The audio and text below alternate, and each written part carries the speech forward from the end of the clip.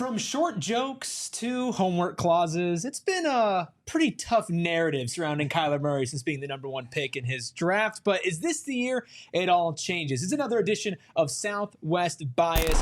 Get that stuff out of here. It's Southwest Bias. As always, brought to you by friends over at Desert Financial Credit Union, Arizona's #1 credit union named by Forbes. We're talking cards. So, of course, we've got Brack right here to my right, and we're talking Arizona sports. So, of course, I have Espo right here to my left. The NFL season, it's so close. You can taste it, Bo. And there's been a lot of positive words coming about Kyler Murray from the Arizona Cardinals, right? There absolutely has, and it hasn't been hyperbole, right? I mean, it's been legit what we've seen from the Arizona Cardinals franchise quarterback, and it's crazy what happens when you empower, you embolden your employees, right? Especially your franchise guy, and that's absolutely what Monty Ossenfort and Jonathan Gannon have done from the jump, and I think Kyler's paying him off with a strong training camp. We're not going to see him in the preseason. You say, hey, football is nearly upon us, but we're so close yet so far away from seeing Kyler Murray play in September against the Bills. What's your thought to Kyler not being in preseason? Good sign? Well, first off, he's already the best #1 pick that this town's ever seen. So the #1 overall. Yeah. The other guy's floundering in Portland. So we got that going for him. But put on the big boy pants, Kyler. Come on. Why are they holding him out of preseason? Because I don't care what he did on the practice field, because that doesn't matter. That's not live fire.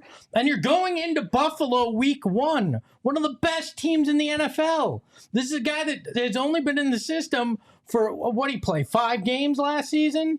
That's the only time he's been in this system. I need to see it under live fire. And you'll counter, well, what about Indy this week? Well, that ain't a game. You're going to be playing in practice again. I need Kyler Murray to be under pressure from an opposing defensive line and see what he does. Ruby, if I squint, I think I see AI. I think I see the answer there. No, we're talking about practice. This is what I'm seeing right now. We on the last episode of Southwest Bias, Espo was talking about how the Lakers might be the most intriguing. I called him ESPN's Po, and that I think is what's coming out right here.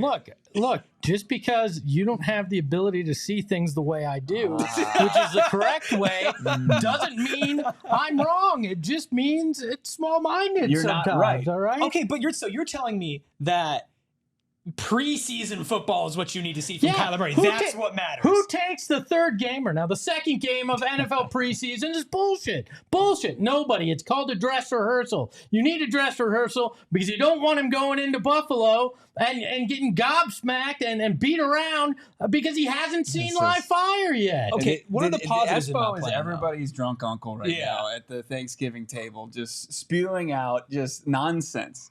The joint practice this week is going to be the biggest dress rehearsal. There's not going to be a whole lot of cameras, even though we'll be out there, PHNX Cardinals. And it's going to be your best ability to go up against opposing teams' best players. Not this, what people want to romanticize about preseason when we realize that it's just, teams try to whittle down their rosters and see who's going to make it from the second to the third to fourth string guys, who's going to make the final 53. And for Kyler Murray to go out there after not playing a full season since 2020, it's kind of absurd, especially when coming from training camp where everybody is just all about Kyler Murray and how well he performed. Like, some people are calling it the best performance they've seen from a quarterback just watching this game of football at the NFL level. I mean, we're talking guys like Jalen Hurts, coaches who are on the staff who saw Jalen Hurts during his Super Bowl season. We've seen guys with like Phillip Rivers, who statistically is up there in all the NFL, record books. So I think Kyler Murray, with that being said about him, and as I said, it's not hyperbole, Kyler Murray is locked in going into the second year in this system under Drew Petzing and Jonathan Gannon. Wait, so you're telling me guys the Cardinals pay are saying good things about the quarterback that they saw in practice? And in Indy, are they playing the Pro Bowl touch football bullshit? Like, is he going to be wearing the red bib so he can't get hit? Because that ain't live fire if it's the case. But you're not going to get any of those answers even in preseason. You're not going to be going up against everybody's ones. I'm not. Right. I'm not saying I need to get answers. I'm saying I want him to be in there and get his feet wet before you go into Buffalo. But then if he goes out there and he tweaks an ankle or something in a preseason game, it's well, like, then what it's do a you horrible gain from decision. that? Well, Yeah, exactly. that's Thank you. Okay. Listen, I get it. Listen, guys, I'm going to be the family member that didn't Remember, take. remember the live fire that he didn't face coming off his ACL injury? He goes in at home game against the Atlanta Falcons and leads them back to victory game one. Hold on. Did you see the quarterback that was playing in Atlanta? Either of them? But you got a front row seat on Saturday for the one guy that was starting for Atlanta for a while. Okay. All right. Everybody, let's take a deep breath here. I get it. Desmond Ritter getting a little bit of a ricochet shot there. Which is how his receivers were getting the ball. Oh, this is off the rails. Let me try to get it back on the rails. Okay, let's not talk about preseason. Let's not even talk about camp. Let's talk about the future. Let's talk about, is Kyler Murray set up this season to shut the haters up? And I know that it's like, oh, we need to see this. You want to see him in preseason, but you're saying that he's had such a good camp that even people internally about the Cardinals are raving about him, which... Yeah.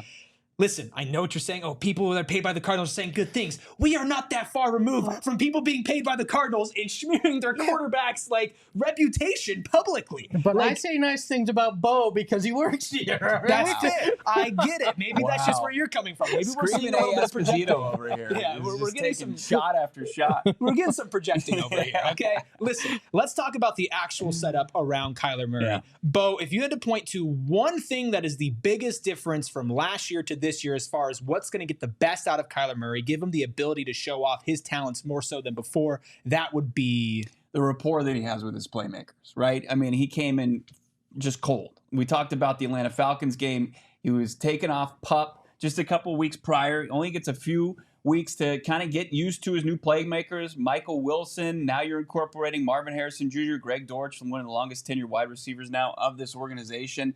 Those guys all prime. Trey McBride, who just absolutely just was a force when Kyler returned. He set the franchise record for yards receiving in one game for a tight end, 131 in that game, just game one. And now we're going to look at game 9, the first week in Buffalo. And they'd spent the entire offseason together working out away from campus, local high schools, Saguaro. They went to California, hung out in L.A., and a trip that was completely, every single expense was picked up by their franchise quarterback, Kyler Murray. And his playmakers want to go out there and help contribute to his legacy and not be the downfall potentially of his legacy. They're playing for Kyler Murray, and that's an unreal thing. Like, the chemistry is real. It's off the charts just going before you've even played a game. And this is such a rhythm and timing offense under Drew Petzing that now to think, hey, you're going into year 2, the things that you can do now that you couldn't even do in year 1, even though you're encouraged with a 2-to-1 touchdown, the interception ratio from Kyler Murray, I mean, it's just set up for K1 to take off.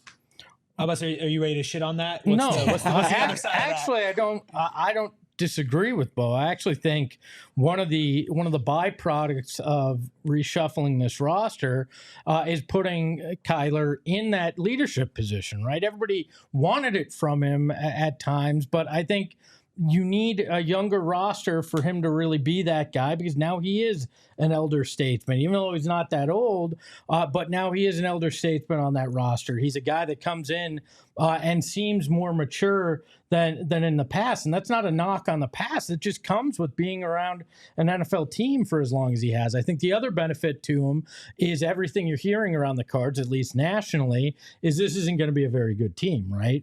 Well, if he comes out and he surprises, and they actually are in the playoff hunt, most of that's going to be because of him in most people's eyes, and probably rightfully so as well. So I think that will change the whole narrative around him. Plus, you look at the contract, and 3 years ago, everybody's like, that's a lot of money to give this guy. Now he's middle of the road for NFL quarterbacks, because guys just keep getting these bigger deals. I mean, you saw what Jordan Love got this summer. Like, I just look at it and I go, I think everything's aligning for Kyler to have that narrative shift, for him to be back in potentially that MVP conversation, and for him to lead the Cardinals to a surprising season in national eyes. And all of a sudden, Kyler Murray may be the darling. And I actually think he's going to be the darling of fantasy owners again this year as well, with his legs, with the amount of receiving options he has this year. I think we're in for a resurgence of K1. 20 points per game, fantasy wise. I mean, that's up there. I mean, it's a big number. That's a huge number to get that consistently week in and week out. I get it now. Like, it wasn't just, Espo coming out throwing hands because he wants, Kyler Murray to play in preseason because he has this romantic idea of people playing in preseason. He's just hurt. He wants to see Kyler Murray play K1 in meaningless games. That's what he wants to see. I just want to make sure week 1 they come out of the gates and he lives up to what we're hoping, and this team surprises against the Bills team that's been a perennial playoff team. And right? I think the thing with Kyler that everybody's going to kind of realize again once he plays and once he's surrounded by, like, not just, let's say, like the rapport with the teammates, that's important, the chemistry is important, his leadership's important. The talent around him and the offensive line is all better as well. He is more set up from a playmaking standpoint to get the most out of his natural abilities, which is something that, he made something out of nothing so often in the past regime and when he was playing before. Even in the seasons where he didn't fully finish those because he wasn't healthy, ended up getting hurt, he was always making something out of nothing. Now, you're not just relying on that and saying, Kyler, our offense is for you to go out and make a play. We have so many different options for you, and we have the coaching staff behind you to scheme it up right, plus the year-long process of Kyler sitting out and watching the team. And all of that was kind of when you saw him shift a little bit. And you talk about the years before, a lot of people gave him crap about playing Call of Duty or being a part of FaZe. That's years in the past now. A lot of people gave him a ton of crap about the homework clause. And of course, when that whole contract came out, that was just terrible press.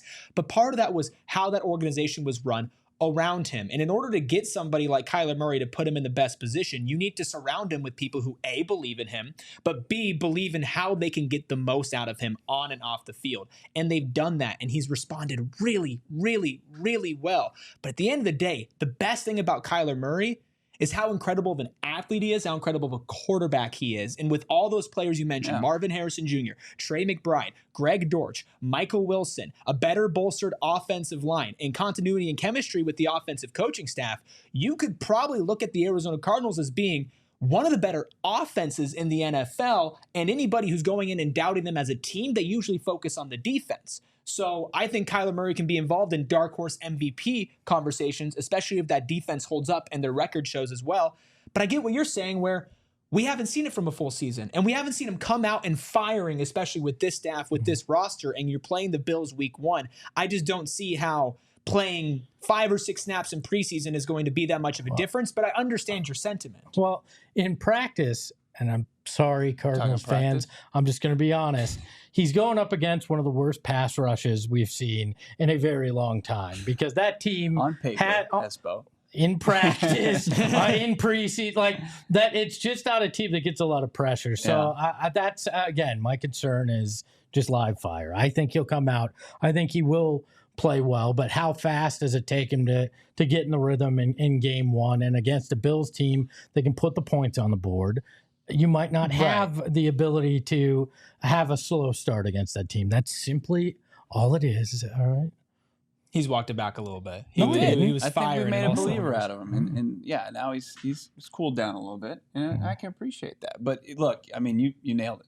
The infrastructure is there from a play calling standpoint, from a personnel standpoint, and this is a team that wants to run the rock. And you talk about the previous regime where Kyler Murray had to continuously never take off the Superman cape. It was like Cliff Kingsbury's like, well, here's the play call, but we're just going to let Kyler go out there and make a play. Right. Where this is like, okay, play within the offense, and if things break down, then go into the phone booth, come out as Superman, make a play. Like that's way more conducive for a guy who, he is undersized. He's not taking as many hits. And he's going to be able to kind of find his playmakers and let them make the big plays. Yeah, and I think something with Cliff that you always saw was him and Kyler were always getting into it on the sideline. And I just not always, but it wasn't. Things got testy at the end. No doubt about it. But I just think losing does that. Yeah, but I also think that there wasn't like a full-on belief in Kyler about the system implemented overall by Cliff.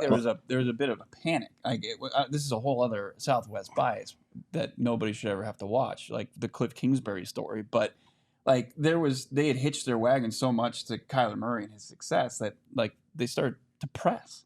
And like if things weren't perfect, they realized that, oh crap, if he doesn't work, we don't work. Right. Yeah, what system? I mean, basically, Cliff Kingsbury was the kid that you play backyard football with, and you're drawing in the sand. Go, yeah, I'm gonna run and you throw like that.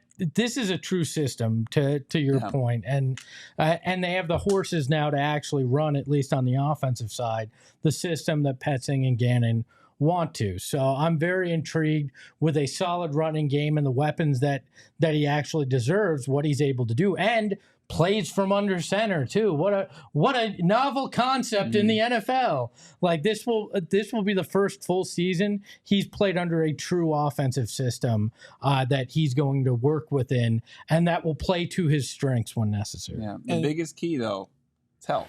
Yeah, Yes. it always is, and that hinges on everything, right? But to your point, the way that they're going to use him is going to be smarter with him and put him in less of a positions to put his body out there. Yeah. I mean, he's an incredibly strong person, incredibly strong athlete, and the short jokes are stupid.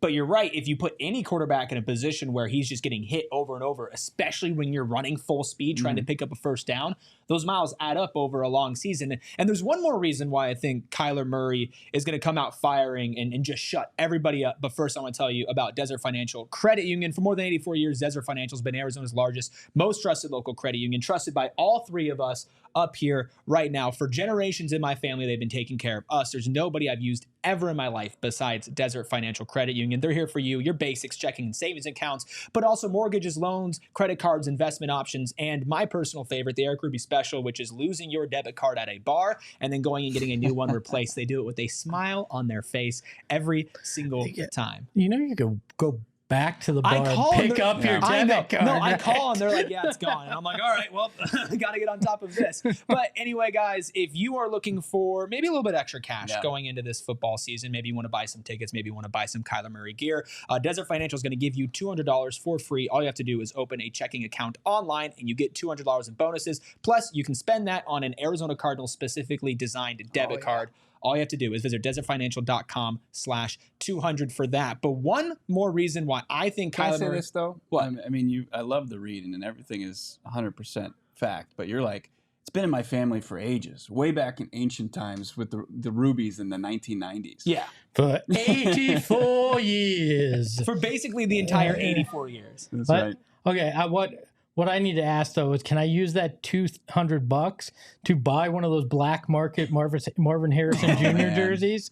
I saw there was one in the stadium, so they are somewhere. Right. Can you do like a custom jersey? No. You can't do that? No, the only thing you can find are the bootleg former AJ Green or BJ Ujulari with the new uniform on eBay.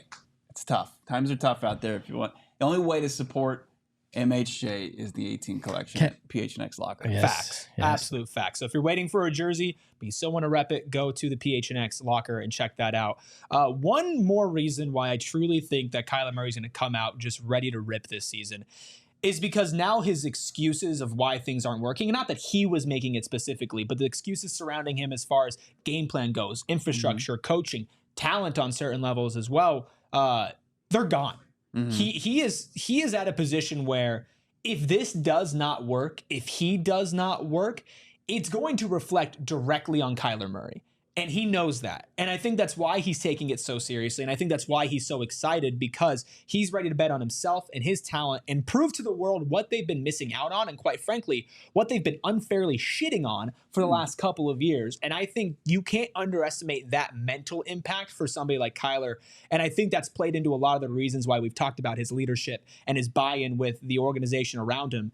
Is because he wants to win. He's always wanted to win. He's always wanted to be the best. In the last couple of years, that hasn't happened. Yeah, look, I mean, it's when somebody's as talented as Kyler Murray is healthy, happy, and well supported with the correct infrastructure, play calling personnel, success is usually inevitable. And if it falls short of that, or what's deemed successful, it does fall on the shoulders of players, especially like. You'll see it around the NFL all the time. It happens, right? Guys get big deals, and then they fall short of expectations. You just hope that, and I think people are confident, it's at least not going to be Kyler Murray this season. Yeah. How has he been with the media? They don't let me in. They don't let me in Cardinals media. Banging on the door.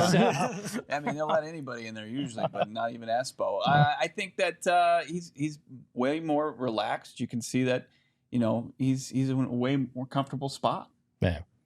I think that's key is, okay, what's his comfort and how are teammates reacting to him? And it seems like they've embraced what he's bringing to the table, because winning over young guys like Trey McBride, Marvin Harrison Jr., getting that trust from those guys is key to building that on-field chemistry as well. And it feels like he's doing just that.